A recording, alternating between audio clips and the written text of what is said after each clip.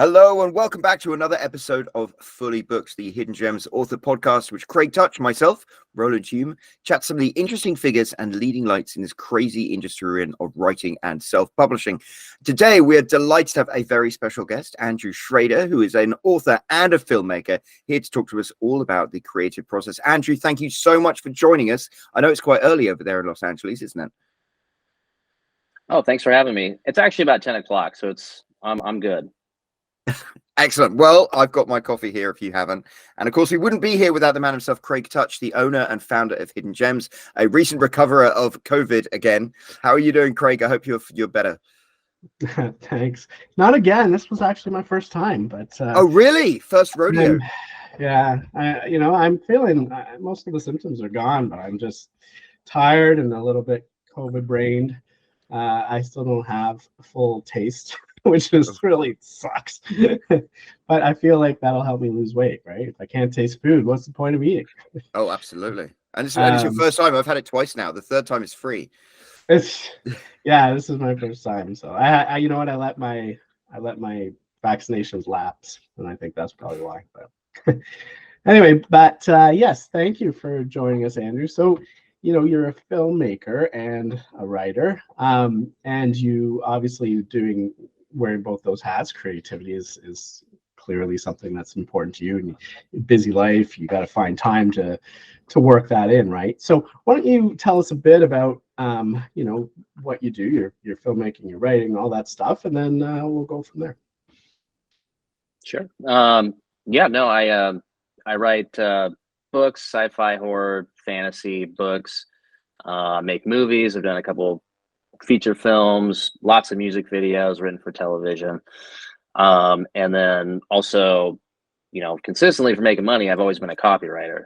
So I've always worked for tech or healthcare companies, things like that. And so I've been making my living as a writer for about 15 years, and kind of cramming everything into a full day, trying to make sure, obviously, do well at my day job, and at the same time always be moving projects forward, whatever those happen to be. So definitely have a lot of experience with all that, and it's been a long journey, but it's definitely fun, and I really have grown to appreciate the life of working full time, and doing all the creative stuff as well. So anything, I don't know where to take that, but that's kind of like my overall starting point. Yeah. So have we seen any of your feature films? Anything that we might have? No, I don't. No, they're very low budget indie stuff. Wow. When I graduated college, I just said I can either go to, try and go to grad school, or I can start working in the industry like my friends had done and just get regular industry jobs. But I couldn't stand the thought of that. So my film partner and I just raised what money we could, and we went out to the woods and shot a feature film with flashlights. And was that called Blair Witch Project? I think I've heard of that. Yeah. No, this is sort of like the anti Blair Witch Project. It was put out, I think, in 2012 as part of the company Bloody Disgusting. They're like a big horror brand. Oh, I remember them. Yeah, they were around for a while. I think they're still around, but they had some partnership with another company. Anyway, we did that, and then I had no idea what to do with my life after that. So I said, okay, well, I guess we're gonna have to make another one, because I just can't picture doing anything else, and frankly, I don't know how to do anything else. So my film partner and I moved out to Texas to make another movie, and that one is called The Age of Reason. It's kind of a strange coming of age story. It's a lot of fun, and that, I think it's out on YouTube and a bunch of other platforms. It was on Hulu for a while, and now I think it's just making the rounds, maybe on Tubi and stuff. I'd have to check with the distributor, but those were the two kind of big feature films that we've done. And then after that, I was like, well, I'm out of money, I'm in debt, I don't know what to do with my life.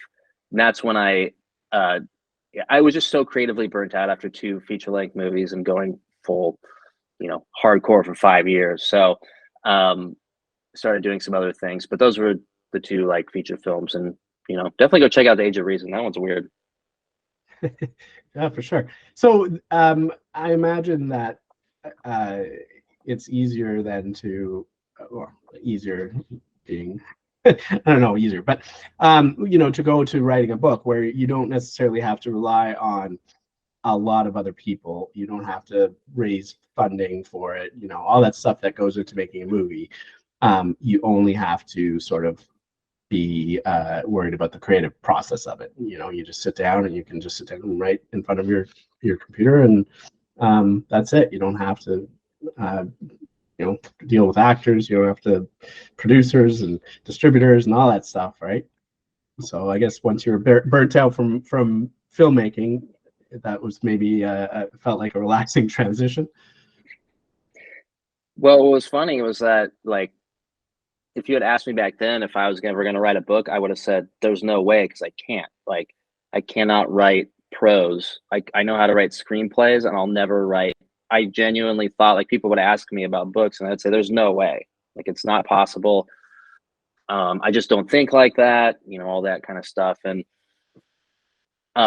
it really took, bottoming out creatively and getting so burnt out, and then,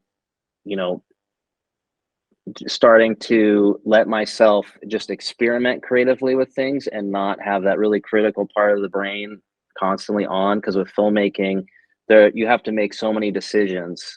It's really, a movie is just 10,000 little decisions, and you hope that you made enough of the right ones that something comes out. And I couldn't really turn off that critical editing part of the brain. So if you had asked me, I would have said it's not possible, it's not going to happen. And I found it, very difficult. I mean, I started writing short stories because I read a book called Zen and the Art of Writing by Ray Bradbury. And it must have just hit me at the right place, the right time. And I love Bradbury's work. But what he said in there was so interesting. He just said, if you just read one short story a day, one poem a day, and one essay a day, and you write 1,000 words a day, after a year, it will be impossible to have not written at least one good story. And I thought, well, that makes sense to me. And why not just like try and experiment and have no expectations of anything? I wasn't thinking about writing books at all. I just thought, let's just like experiment. And that's when some really cool things started to happen. And that's when I really started to pay attention to the creative process itself. Can you repeat that? Because I think that is such an important thing for people to hear. Ray Bradbury said you should. He said, read one short story a day, one poem a day, and one essay a day. And he said, write 1,000 words a day, or one short story a week.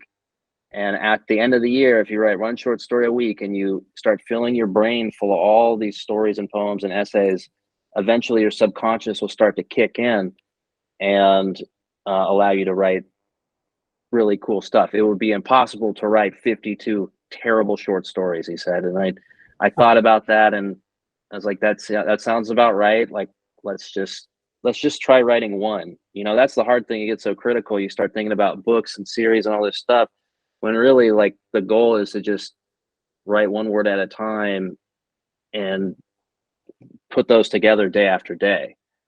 So at some point, my, thinking began to switch and just became about how do I stay in the habits, and how do I just develop system that will allow me to constantly stay with my, subconscious, whatever you want to call it, open, and just let things start to flow out. Because like I said, I was so backed up, and for many years I was, very, very frustrated, because I just had so many things that I couldn't actually put into play, because my brain just was too critical. So really opening up that channel kind of changed everything for me.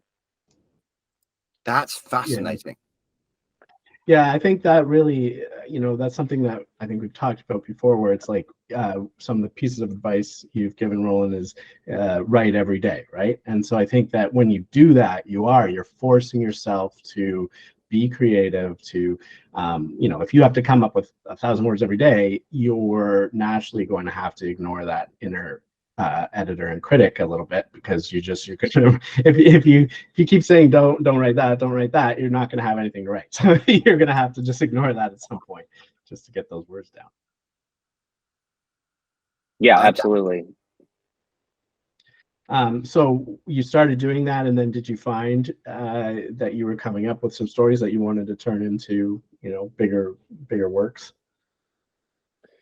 Well, I started out, and yeah, I just started writing, and I wrote a couple that were fine, they were cool. A couple that just were like, no, this isn't going to work. But all I did was just, keep the, I started meditating a lot in the mornings and having sort of like a daily morning routine. And then over time, more and more of these stories were coming out. And then I don't know what happened, but one day it was like, I love these old science fiction, small books. They're like 4¼ by 7 inches, or like pocket books. I love those. And I've been reading so many of those at the time, and just filling my brain with all these things. And I thought, well, after about like 6 or 7 decent stories, I was like, you could put out a book, like you could do it. And I thought, okay, I guess I could, like, why not? I mean, I've had 2 other movies, and, I'm used to putting stuff out there, and I'm not really scared of what people are going to think of me at this point. So yeah, why not? Why shouldn't I? So, over time, those stories became a short story collection. And then I did 3 books in that series of their short story collection. So I did 3 of those. And then 4th short story collection, which came out last year. And now I'm working on I guess a shorter novel, maybe like 200 pages, 150, 200 pages. And I mean, it just sort of happened very naturally, without sort of fighting it. And I also picked up one other really interesting thing from Bradbury that has always helped. And that was, he said to keep a running list of he would keep, I think, index cards in a file cabinet because he was of that time. But basically, I just started this list on my phone of anything that pops in my head that sounds kind of interesting or cool, or just a word, a phrase, a color, anything that like invokes something that I can't, even if I can't explain it, it doesn't really matter, an idea, anything. And I put it all on my phone. And what he was saying to do is that when you need something to write and you want to write, just go to your list, scan it. The one thing that sort of sticks out at you in the moment, like, oh, there's something here, I don't know what it is, just start to free write. And eventually something will come out. And that's how almost all the stories I've written have come out, is just picking a word or a phrase or an idea and just starting to free write. And then eventually a story would take shape, and then you can go back and recut it, rewrite the beginning, do all the editing stuff. But that was really important in the beginning, just to, that was a great trick, because really, what he was saying is just rely on your subconscious, just rely on your intuition, and don't worry about the editing and does this fit the market and all that stuff, just to, at least to start, do that. And that's been very helpful. And some really strange things have come out of that I would never have thought of. And that's what's fun about it. That's what's like the magic of it is. And that's the thing about writing. It's like, it's such a when you get into that flow state, it can be so magical. And like what you create is then valuable to other people. So it's like, it is, I always think that writing is like a superpower, but being able to find the time, find the motivation, actually do it, that's the challenging part. Agreed. And that's why like systems become so important. And I'd already kind of been in a place where I'd kind of already dedicated my life to filmmaking and writing in general. So it wasn't as big of a leap, but I'd still, at some point, I had to decide, like, okay, I have to structure my life around getting the words done, no matter what's going on in my life, no matter what I feel like doing.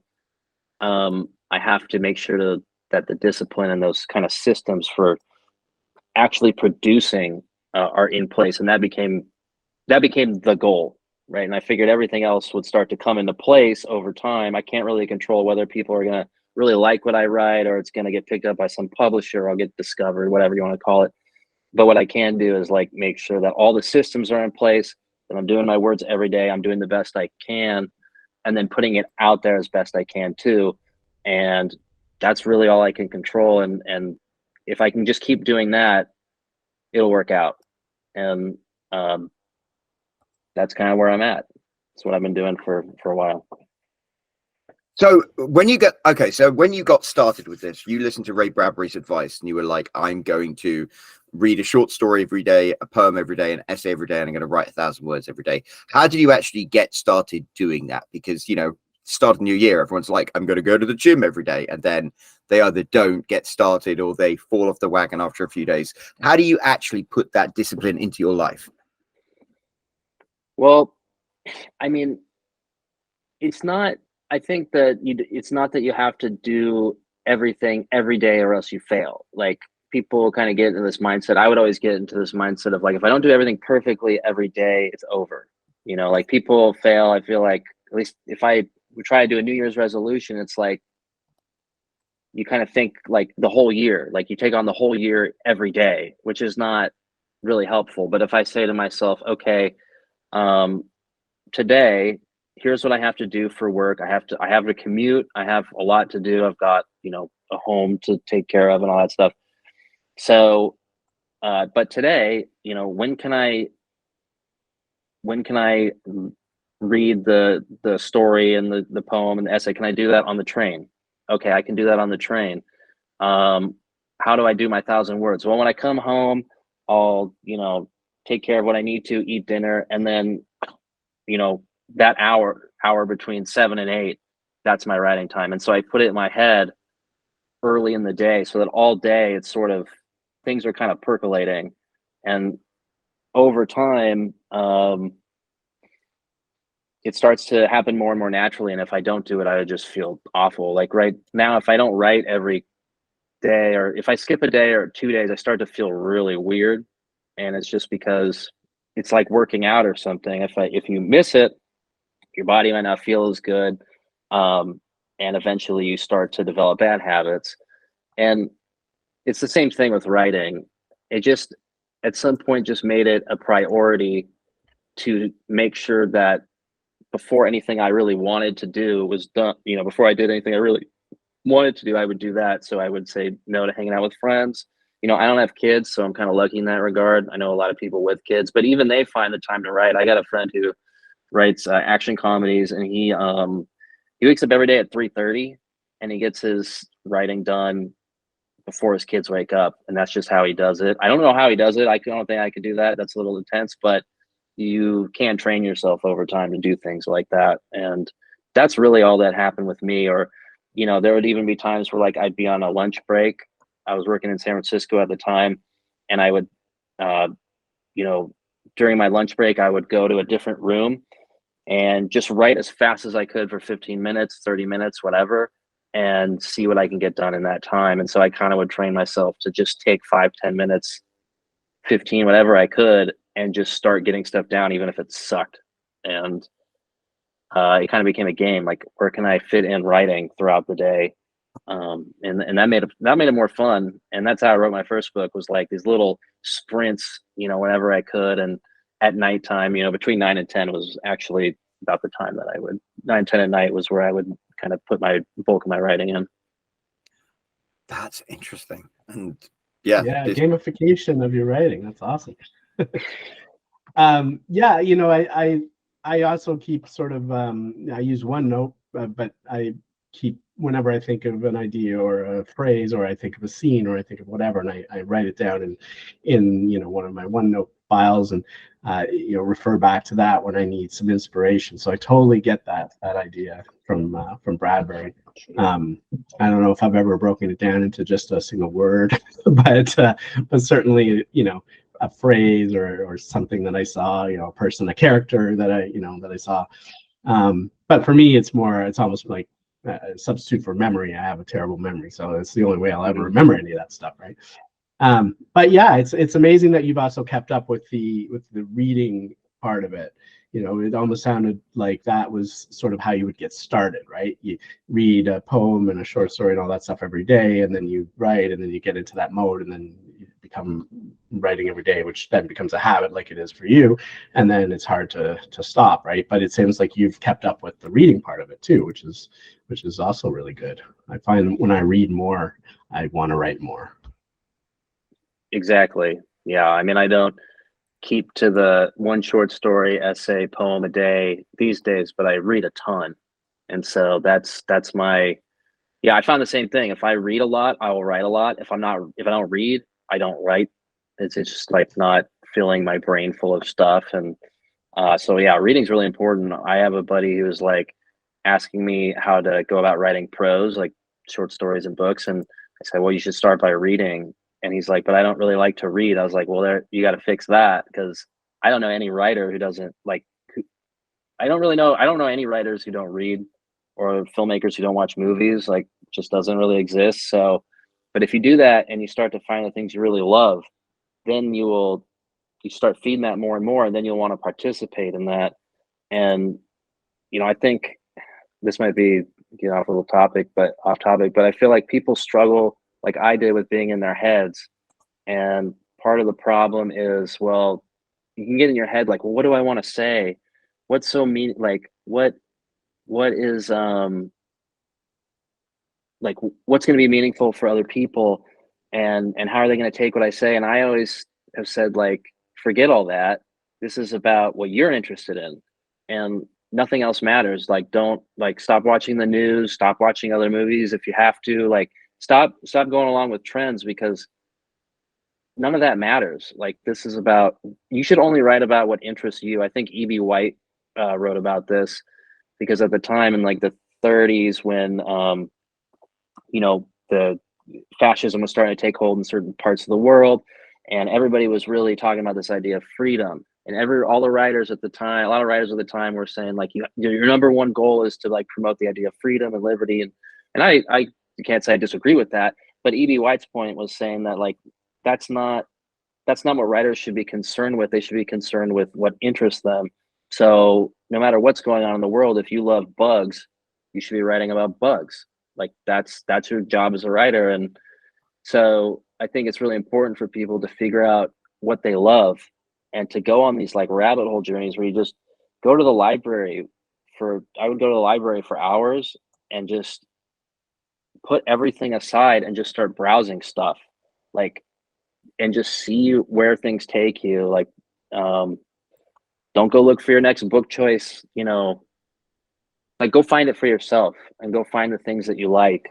And if you keep feeding that, I think good things happen, and you'll figure out, like, what you genuinely like. The stuff I write, I don't know if people really, really like it if I just told them what I was writing. But once they kind of experience it, and they see that I really love it, what I'm doing, I just think it helps. So. Yeah, I think if you're not writing what you love, you're going to burn yourself out much faster. That's the way. When I started writing, I was doing it to earn a living. So I started in romance, because romance was and still is such a popular category, and it was easier for me to write a quick romance novel than it is to build a world and write a fantasy or science fiction novel, which is more what I would read in my spare time. So, but I could only do that for so long, because romance as a genre is not something that I read a lot of. So it wasn't as interesting to me. And, so I could do it, and I did it for years. But then at some point, I was just like, I had to do something else, because I just didn't want to keep writing romance.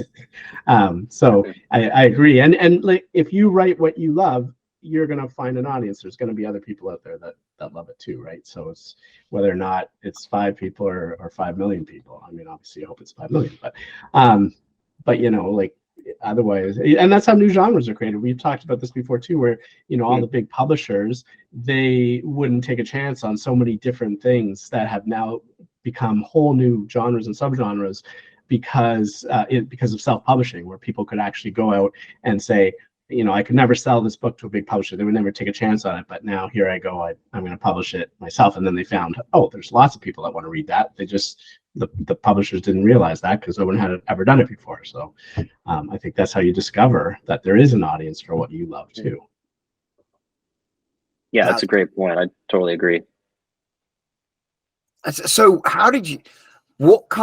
what led you on your journey to what you write now? I mean, when you were growing up, what kind of books were you into? What sparked your or what stories you said you started off as a filmmaker, so maybe you're more inspired by films than books, but what really, you mentioned Ray Bradbury. I mean, you can't have just fallen into Ray Bradbury. He's one of the greatest science fiction writers of all time. So it's like, how did you get into Ray Bradbury?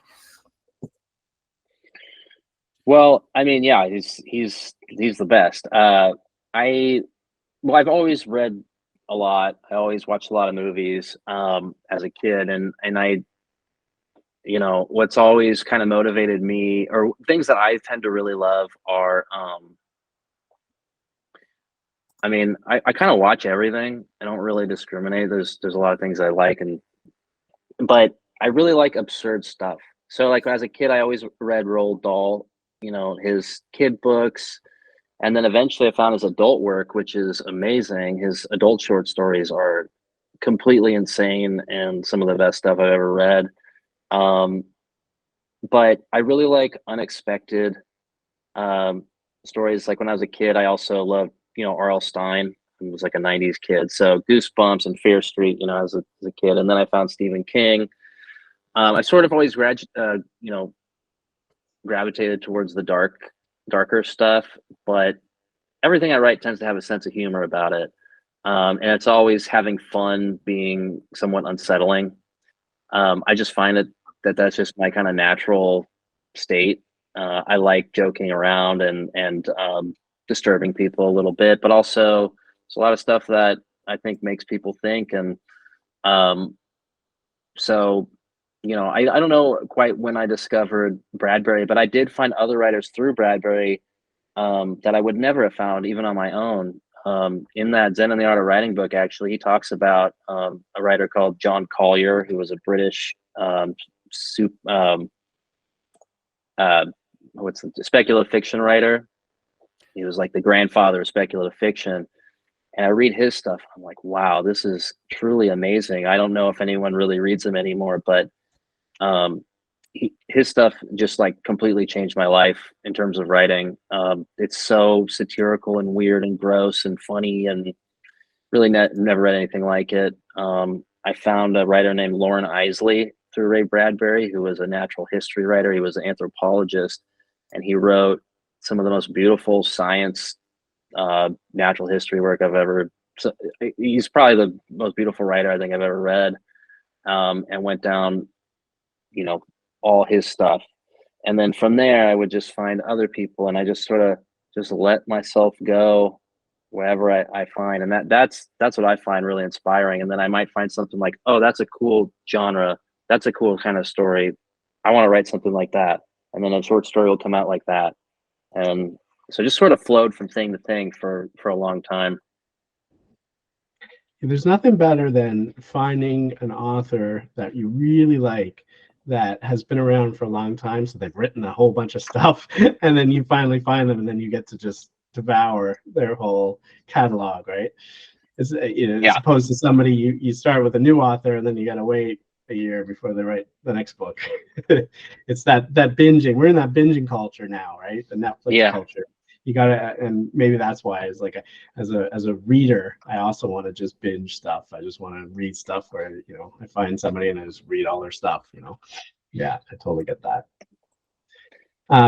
So when you were talking about finding the time, so that's the other thing that a lot of people have trouble with, is finding the time to write, to be creative. Especially the creative process sometimes is something that you can't just do it in the 5 minutes that you have or the 20 minutes that you're on the train or whatever. If it doesn't spark at that moment, then what are you going to do, right? So it's sometimes it's hard to find the time to really get into the mode of writing, especially if you're not, or if you're stuck, or if you're just beginning and you haven't figured out your process and your methods that work for you. So do you have any thoughts on how people can sort of fit that into their lives and make it work for them, figure out what their process is? Yeah, I mean, I think everyone's different. They all have we all have different challenges, like kids or people who are chronically ill or something. It's just like there's different levels of this stuff is hard, but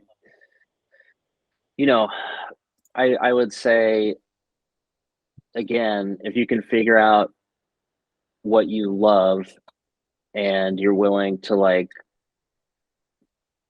you kind of, if you're willing to like put in the work, then for me, things start to work out a little naturally, but I still have to put myself in the position, I still have to show up, but then things will like work out. So I don't really have any specific advice for anyone in particular. I just,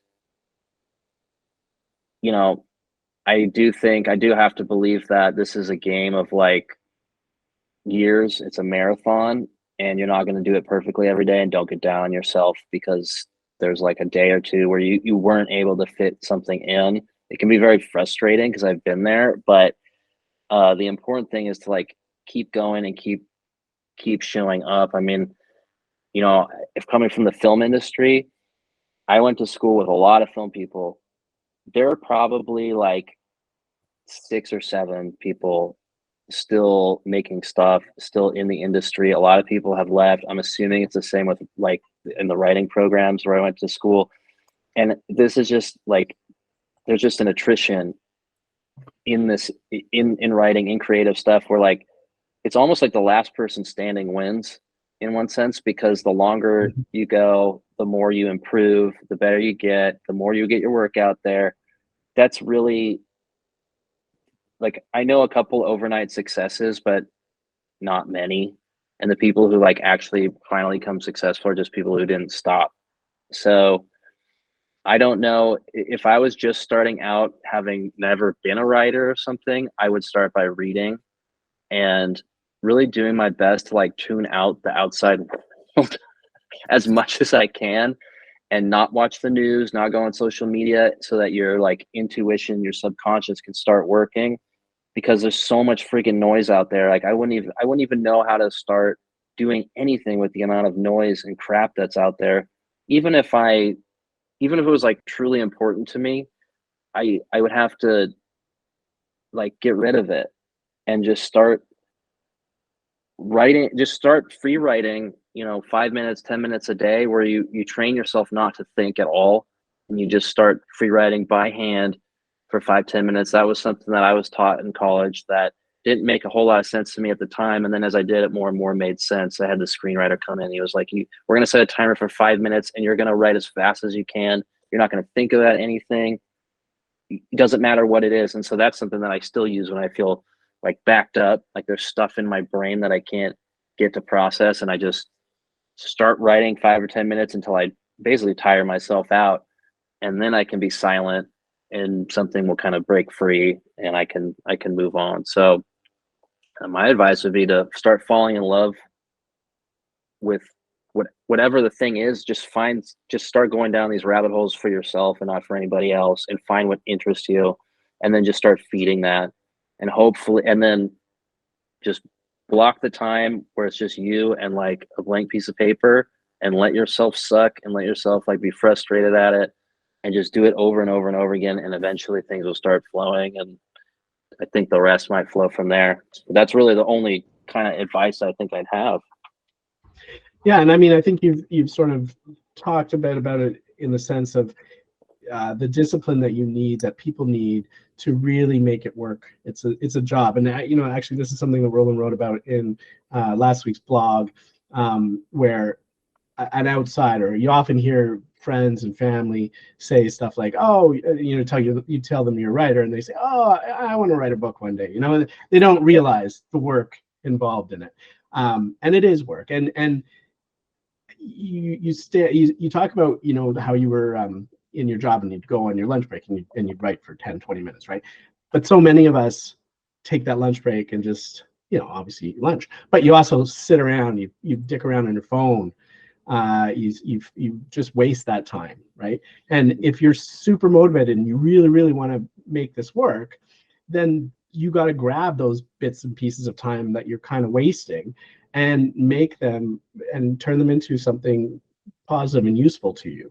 And whether that's reading a little bit, or whether it's writing, or brainstorming new ideas, but think about all that time. And I'm terrible with this too, is all that time we waste. And I don't even do social media myself, but fooling around on our phones, or playing a game, or or just just wasted time. And I feel guilty about it lots of times too. It's like that's time you can take back and turn into something creative.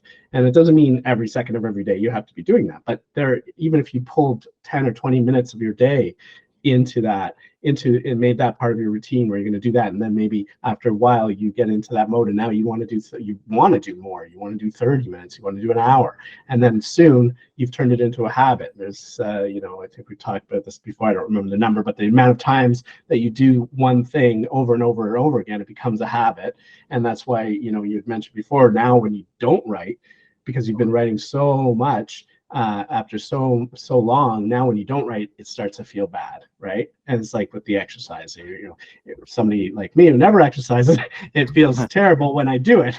But if I was to do it every single day, then it would feel terrible when I don't do it. And you have to turn these things into habits, and I think that's so key to any of this stuff. And once absolutely. you get it done, you must feel so accomplished. I think that, to me, the reason I always feel bad if I haven't written is, you always say the secret to happiness as a man is you wake up with determination and go to bed with satisfaction. And if you fail to write, or if you fail to go to the gym, that's you end up going to bed feeling like you kind of wasted the day. I've never heard it put like that, like waking up with determination and going to bed with satisfaction for happiness for a man, I think you said. Yeah. And that makes total sense. I mean, that's exactly right. I mean, as far as like squeezing in writing on short breaks or like at a set time later in the day, like if you can wake up and set your day up so that that the writing time is coming and you're very aware of it, then throughout the day, like you're kind of looking forward to that time, so that you're not just like, okay, I'm stopping now, time to write. Oh my God, I just can't, I'm exhausted. It's like, what if you had it in your mind earlier in the day, like you plan out your day a little bit, you say, at this point, I'm going to write. Then throughout the day, you might say, like, might find yourself just thinking. And if you clear other stuff from your head, you might find yourself thinking, okay, well, what today? Yeah, well, maybe there's that scene with the whatever, and he goes there. Okay, maybe I'll work on that today. And then your brain starts to work on it for you. So the time you get there to write, you might have a better idea. You're not starting from scratch. You might have a better idea of what's going to come out, and or at least the direction of things. And that, that might help. That helps me a lot if I know kind of like what I'm going to work on roughly before, if that makes sense. Yeah, and I think that's something that people talk about when they say that when you go to bed, you think about your problem, whether it's to do with writing or not. But with writing, you think about something you're stuck on, and your subconscious mind works on it overnight while you're sleeping. And when you wake up, a lot of times you have a solution, or you have at least an idea that you hadn't thought of before, because you've let your mind sort of work on it, when you're not stressing about it and forcing yourself to do it, which then puts all that pressure on you, right? So you just relax and let your subconscious just chew on it for a while. That's sort of the same thing. Yeah, and it still happens. It's like, the thing is there's no kind of getting over some of these things. Like you just learn how to deal with it better, and it doesn't last as long. But like, I'm on a rewrite right now, and I realized I'm so stuck in my head about it, and I've been like rewriting things over and over and over, instead of just taking a step back and sort of letting things flow and not being so editorial, even in this rewrite. Like, that's not what the rewrite needs at the moment. And but it's very easy to get blocked up if I continue to let my mind take over. And it's like, no, you have to just trust the intuition. You have to trust what comes out. And so I still deal with the stuff I used to, but it's just very different. And it's not a problem like it once was. It's just sort of like making me reorient towards a different solution. Pivot, adapt, improvise, overcome. Yeah. All the buzzwords. And what are you working on right now, Andrew? So I'm rewriting I guess a short novel, straight horror novel, set just after the Civil War. And this will be my longest book to date. And so I'm pretty excited. That'll be out, I believe, September or October of this year. And I'm just finishing up. I'm on post-production on a short film that we shot in November. That's wrapping up, and that should be hopefully going to some festivals later in the year. And God, what else? I know that there's other stuff, but I sort of have cleared my schedule for the first couple of months of the year to plan my wedding. So there's a lot of that going on as well. But yeah, books, music videos, scripts, and that's about it. That's well, good for you. I mean, that's fantastic to be able to, you know, it's always an awkward question when you're a writer and someone says, what are you working on? And it's like, if you have like writer's block or you're not working on something, it can be kind of an awkward question. Now he's working on his movie house, apparently. So, you know, that actually is the perfect place. We're coming to the top of the hour, so we'll sort of wrap things up there. But I found chatting to you very, very motivational, Andrew. So before we ask where people can go and find out all your stuff and all the fun details there, Craig, do you have any final questions? No, not really. I mean, you know, this has been a really good discussion about the creative process in general. I think it's given us a lot of ideas about how to, you know, how to just kickstart it again and how to keep it going once you get it going, and you know, so what you need to really do in your life to really be successful at being creative as a career, which can be mentally draining, right? So there's things you have to do to, you know, the most creative people in the world, I'm sure, aren't creative every single day. It's just you eventually run out of ideas, and you need to, you know, figure out what works for you and not burn yourself out. So thanks for coming on and talking to us about all those things, because there's been some really good ideas that I think both Roland and I have been taking notes on and want to look into ourselves. So that's been really helpful. Thanks for coming on, Andrew. No, thank you for having me. It's been a great discussion.